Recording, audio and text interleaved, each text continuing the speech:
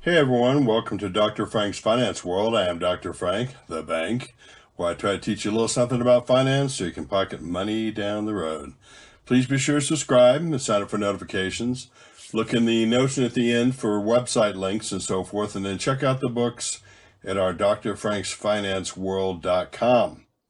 So part two of DCF is taking care of the rest of it, if you will, because part one really only took care of the cash flow for the first several years. When you're trying to analyze companies, the further out you go, the less accurate you're bound to be for sure. And so when you get out to about 3 to 5 years out there, about the best you can do is say, okay, here's how much we think we'll make, and then take a guess at what you think the market will say those earnings are worth, what multiple of earnings, and that will give you a price that in theory, if you want to think of it, you would sell the stock for 5 years from now. And the combination of that and the cash flows is actually where we come up with the DCF. So it's called a multiples approach when you do a price to earnings or price to sales or price to book or whatever you use out there, EV to EBITDA and so forth. But basically you do take a multiple of earnings. That's what we're using in our example here, becomes part of the price in several years down the road.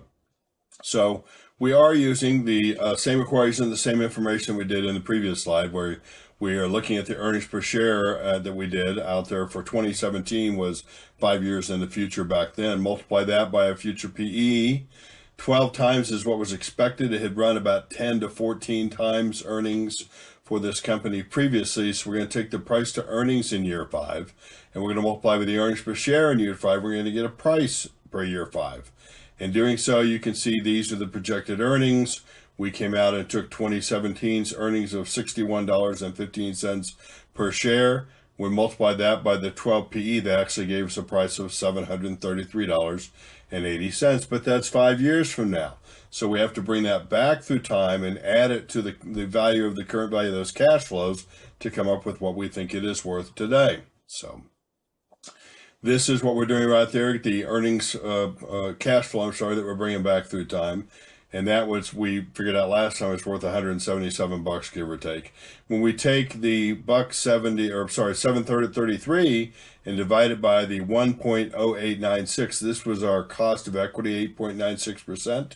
And we're bringing it back for 5 years. We find out that that payment in year 0 is worth $477. And when we add it to the previous amount of the cash flows, we come up with an intrinsic value of $655 and some change per share. And I think a lot of people ask, what does that mean?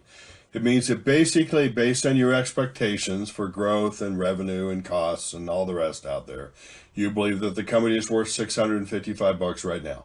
This is what all the student funds do as well. And then they take a look at it and say, okay, if the stock is worth $655 and it's selling for $500, we would want to pay $500 for a stock we thought was worth $655. So we would say it is undervalued and therefore we'd want to buy it.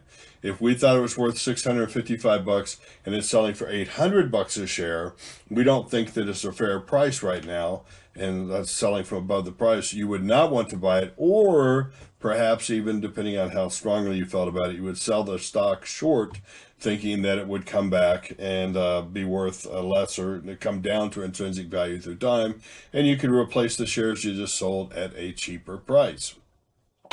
So basically DCF and a lot of this, it's a lot of math.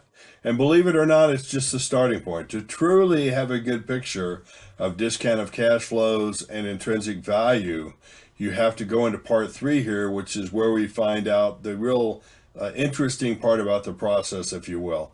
So the only book here, there's really none.